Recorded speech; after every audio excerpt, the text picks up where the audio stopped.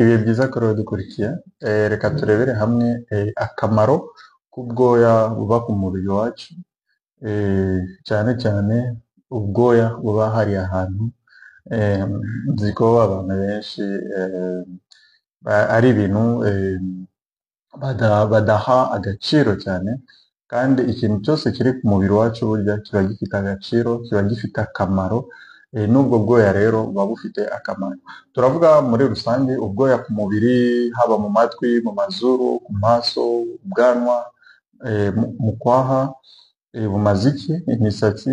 Ese ibi byose bimaze iki? Tugiye kubireba, ariko turibanda hahandi kugira umenye n'impamvu utagomba guharura ngo ubukureho bwose.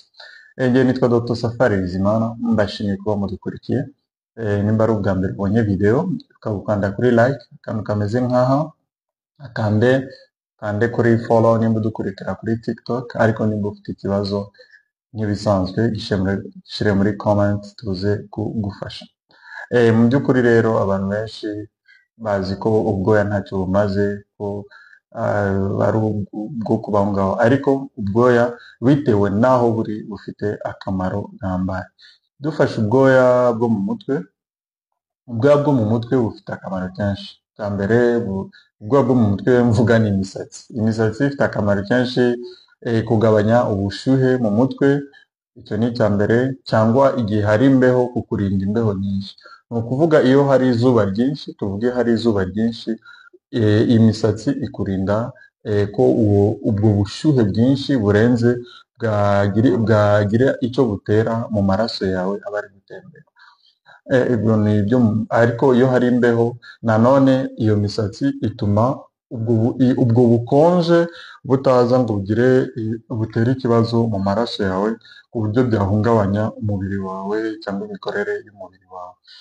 Dufashe ubwoya rero bwo mu matwi, ubwoya bwo mu matwi bukurinda ko imyanda, ivumbi n'ibindi byose, udusimba two hanze twakwinjira mu matwi yawe ngo tugire icyo twagutwara.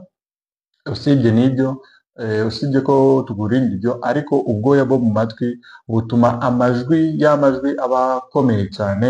Tuvuge wajya ahantu hari urusaku rwinshi cyane, ubwo bwoya bwo mu matwi bufasha kugabanya uwo mwuka cyangwa ayo majwi aba ari kuza, ku buryo atakwangiza ka gahu kaba mu matwi kitwa tampa.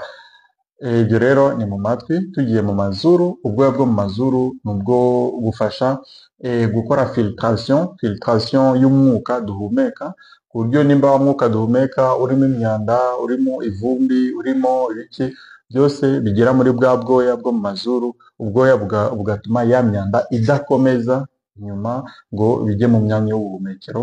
Ibi ngibi akaba ariyo mpamvu ushobora guhumeka, ushobora kuba ahantu hari ivumbi, ugahumeka, ugakomeza guhumeka, ariko iryo vumbi ntiryinjire mu myanya yawe y'ubuhumekero. Ntabwo mvuze ko wajya ahantu hari ivumbi ryinshi cyane ngo ugume aho ngaho utipfutse amazuru cyangwa utambaye agapfukamunwa, ariko iryo vumbi iyo ari rike, ari ahantu hatari ivumbi rikabije cyane, nubwo ryaba riri kugera ku mazuru, ubwo bwoya bwo mu mazuru burafasha cyane kugira iryo vumbi ritinjira mu myanya y'ubuhumekero. Dufashe ubwoya buba hejuru y'amaso, ni ubwo gutuma amazi atinjira mu maso. Igihe haguye imvura, igihe uri koga, ni ukugira amazi atinjira mu maso. Ariko ibyo byose bigatuma urumuri rwinjira mu maso rugabanuka. Impamvu urumuri rwinjira mu maso rugomba kugabanuka ni uko, dufashe nk'urumuri rw'izuba ruvamo ibyo bita amarayon ultraviolet. Amarayon ultraviolet rero uko yakaje yinjiye mu maso yawe wahita upfa amaso. Niyo mpamvu haba ubu bwoya bwo kurinda ko amazi yinjira mu maso, hakaba n'ubu ngubu bwo kurinda ko iyo mirasire y'izuba igihe yabaye myinshi cyane yakwinjira mu maso yawe ngo yangize amaso yawe. Ibi ngibi rero birumvikana ko ubu bwoya bw'amaso nabwo bukora nka filtre. Turetse ubwo ngubwo, ubwoya bwo mu kwaha ni ubwo kukurinda kugira ibyunzwe byinshi, ni byo kukurinda kurwara ibyo bita ngo ni ise. Nzi ko abantu benshi bayizi. Rero ubwo bwoya bwo mu kwaha bushobora kukurinda kurwara ise, ariko nanone ni ubwo kugabanya ubushyuhe cyangwa kongera ubushyuhe igihe habaye ikibazo cy'ubushyuhe. Tuzi ko imitsi yose uko iva mu mutima, imitsi itwara amaraso niyo ndi kuvuga, imitsi isohoka mu mutima itwara amaraso mu bice byose by'umubiri. Imitsi ya mbere ikora kuri wa mutsi uri principal kuri aorta, ari imitsi isohoka ikinjira mu maboko igatanga amaraso mu maboko. Rero iyi mitsi itwara amaraso menshi. Ahangaha izo nshakwaha ziba zigomba gutuma ubwo bushyuhe bw'aho ngaho buguma buri kuri 38, 37 n'igice, ku buryo ayo maraso aca aho ngaho ajya mu maboko ahora ashyushye kugira hataba ikibazo mu maboko. Niyo mpamvu rero izo nshakwaha ziba zifite ako kamaro. Kuzikuraho rero ugaharura zose uba uri kwiteza ibibazo, usibye ibyo bibazo by'ama infection, ayo ise cyangwa izindi infection zishobora kuza, ariko bishobora kugutera izindi infection, ukarwara ibiheri mu kwaha. Tureke ibyo ngibyo tugeze hahandi abantu bashakaga kumva. Hahandi rero abantu bashaka kumva, abantu bakora amakosa menshi cyane. Amakosa abantu bakora menshi cyane ni uko bajya guharura, bagaharura hose ugasanga hahandi baharuye hagize uruhara nk'ahangaha. Ibyo ni amakosa akomeye. Impamvu ari amakosa akomeye ni uko buriya bwoya bwa hariya biti insya bufite akamaro kenshi. Akamaro ka mbere ni uko burinda ko amazi nimba uri koga, amazi uri koga ashobora kuba harimo imyanda, harimo mikorobe n'ibiki, birinda ko izo mikorobe zinjira mu myanya y'ibanga, cyane cyane ku bagore. Ibyo ni ibya mbere. Ibya kabiri, bituma ubushyuhe bw'aho ngaho nabwo bugabanuka. Icya gatatu, bikurinda kurwara amamikoze nk'amakandidose vaginal cyangwa amakandidose genital, kuko hari n'abagabo bashobora kurwara amamikoze cyangwa ibyo bita ise, handi ushobora kurwara uduheri twinshi hariya, ukajya ushima hakajya hahunguka ibintu bimeze nk'ifu. Iriya ni infection ya candida albicans uba warwaye. Rero ibyo byose bishobora guterwa n'uko guharura, igihe uri kogosha ukazikuraho ukaziharura zose.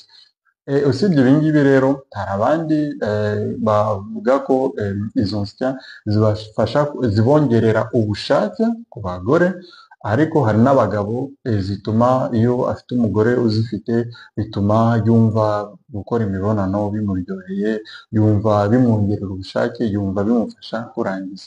Ibyo rero ni ku bagabo bamwe, ntabwo ari abagabo bose, ariko ni no ku bagore bamwe. Hari umugore iyo atazifite adashobora kurangiza.